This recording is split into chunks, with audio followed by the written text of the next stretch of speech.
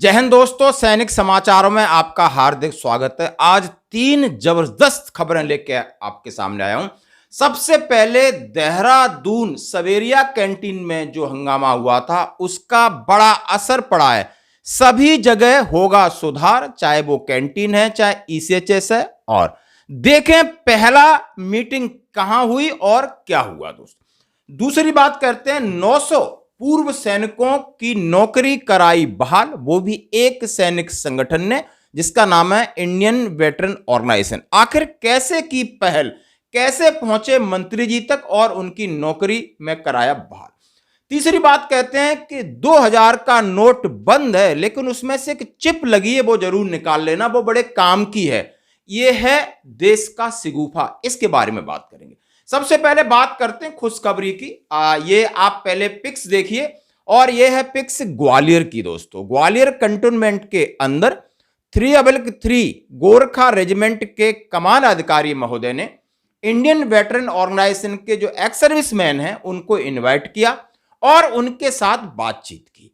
बातचीत क्या की हम बताते। सबसे पहले उन्होंने सीएसडी, क्या कैंटीन में आपको सामान मिलता है, क्या कैंटीन में किसी भी प्रकार की विसंगति है, क्या कैंटीन में आप लोगों की अनदेखी होती है, यानी कैंटीन जो आप एक्स सर्विसमैन जहां पर सामान लेते हैं वहां पर क्या परेशानी आ रही है, उनके ऊपर उन्होंने बातचीत की और कुछ सुझाव दिए गए, उन्होंने उसको स्वीकारा और उसके लिए उन्होंने तुरंत निवारण के लिए कार्रवाई शुरू कर दी। यह कल की बात है।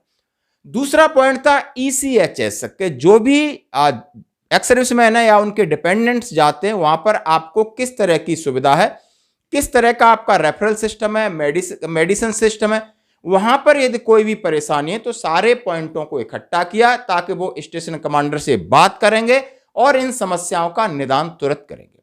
तीसरी बात उन्होंने जिला सैनिक बोर्ड के संदर्भ में वहां के स्टाफ के बारे में कि आखिर जिला सैनिक बोर्ड आपकी मदद कर रहा है या नहीं कर रहा, उनकी मदद के लिए कौन कौन से तरीके हैं, यदि किसी की कोई शिकायत है तो बताइए। फिर उन्होंने कहा आप लोग आसपास जो भी पेंशनर्स हैं, विडोस हैं और वीर नारी हैं, वो किसी भी समस्या को लेकर के यहां पर एक सेल है वहां पर आ सकती हैं, अपने पॉइंट नोट करा सकती हैं।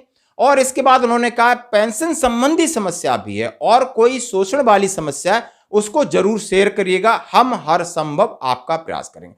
दोस्तों जैसा कि हम सभी जानते हैं कि पिछले 15 दिनों से देहरादून सवेरिया कैंटीन में एक्स सर्विसमैन और वहां के मैनेजर और वहां के अधिकारियों के बीच इस बात पर कहा सुनी हुई कि हमारी अनदेखी हो रही है, हमें सामान नहीं मिल रहा है और बाकी किसी अफसर को मिल रहा है, वो शिकायत बाद की बात है। पहले उन्हें जब चीज जो चाहिए वो मिल रहा है, बंदे आ रहे हैं तो हम नहीं करते किसी की होड़, लेकिन विवश होना पड़ा कि जब आप बिल्कुल अनदेखी हो, इग्नोर कर रहे, उसके बाद कुछ एफआईआर हुई, तालाबंदी हुई और उसके बाद समझौता हुआ। यानी फिर ये आर्मी हेडक्वार्टर ने एक दिशा निर्देश जारी किया कि हर एक कैंटोनमेंट के अंदर जाए एक्स सर्विसमैन संगठनों को बुलाया जाए और उनसे बातचीत जाए ताकि एक ऐसा फिर दोबारा माहौल क्रिएट ना हो जिससे सेना की बाट पर साख पर बाट लगे। दोस्तों ये थी खबर, हम इसका करते हैं जोरदार स्वागत। दूसरी बड़ी बात कहते हैं कि 900 पूर्व सैनिकों को मिली नौकरी। हाँ जी दोस्तों, हर एक बंदा जब रिटायर्ड होकर आता है उसको सरकारी नहीं तो प्राइवेट जॉब की जरूरत होती है। हर आदमी फाइनेंशियल सिक्योर होना चाहता है। इसके लिए आपने देखा होगा कि डीजीआर की तरफ से विद्युत विभाग में इलेक्ट्रिसिटी बोर्ड के अंदर हमारे जवान होते हैं जो सिक्योरिटी प्रोवाइड कराते हैं उनके आला अधिकारियों के लिए, ताकि उनका जो सिविल में काम है, पैसे का वसूली का, उसमें वो मदद कर सके।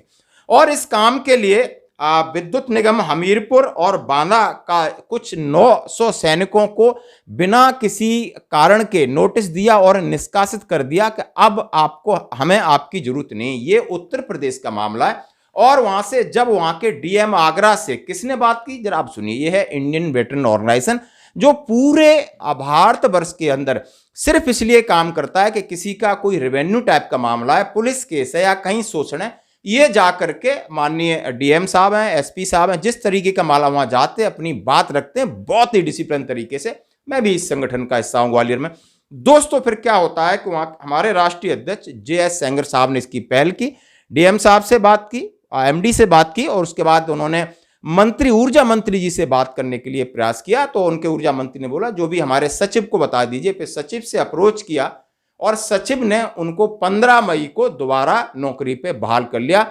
और जो जितने 900 सैनिकों ने आईबीओ का आभार व्यक्त किया है, और ये आप इसकी खबर देख सकते हो। तो मेरा कहने का मतलब, आप जहां भी हैं किसी न किसी संगठन से जुड़िए। आईबीओ तो आईबीओ के साथ जुड़िए, और कोई संगठन है संगठन के साथ जुड़ना होगा, क्योंकि अब लोग इसी बात का दबाव मानते हैं कि जब आप किसी के सामने अकेले जाते हो तो आपका क्या इन्फ्लुएंस है। जब आप वहीं पर, हम 200 लोग जाते हैं एसपी साहब के पास, जाते हैं प्रॉपर ड्रेस में जाते हैं, एसपी साहब बुलाते हैं और मीडिया भी होता है, हमारी बातें सुनते हैं और उसकी फीडबैक भी हमें तुरंत मिल जाती है, हम सीधे संपर्क कर सकते हैं। यह है एकता की शक्ति, और आपको कहीं ना कहीं जुड़ना होगा दोस्तों। अब एक मजेदार बात करते हैं, मजेदार। हाँ, जैसा कि आपको सबको पता चल गया होगा कि 2000 का नोट बंद है, 30 सितंबर तक चलन में रहेगा। बैंक से 23 मई के बाद बैंक से आप एक्सचेंज कर सकते हो।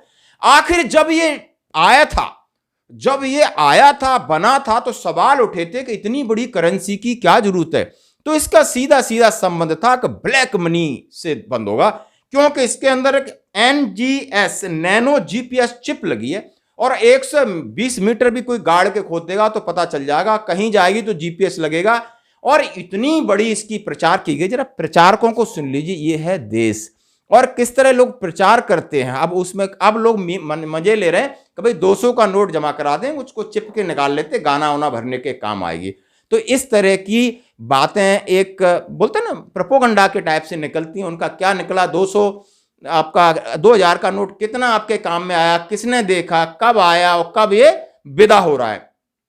तो ऐसी व्यवस्था होती है, और इनका जब प्रचार होता है तो ऐसे लगता है कि देश में बहुत बड़ी ट्रांसपेरेंसी, पारदर्शिता, ईमानदारी आने वाली है, आने वाली है।